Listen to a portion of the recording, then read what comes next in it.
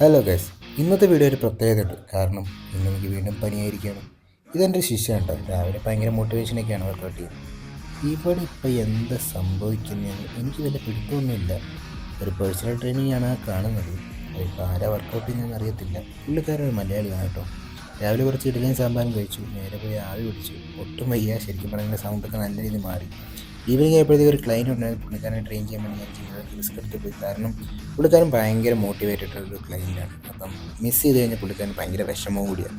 2 ദിവസം എന്നെ പോലെ എന്നെ പനിയിട്ട് കിടപ്പിലായിരുന്നു. എന്നാണ് തിരിച്ചു വന്നിരുന്നത്. സോ ജസ്റ്റ് അപ്പർ ബോഡി ഒരു 2-3 എക്സസൈസ് കൊടുത്ത് ഞങ്ങൾ ഇന്നത്തെ വർക്കൗട്ട് തീർത്തു.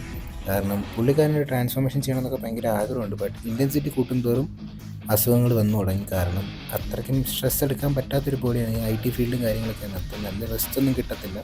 അതുകൊണ്ട് വലിയ പാടാണ്.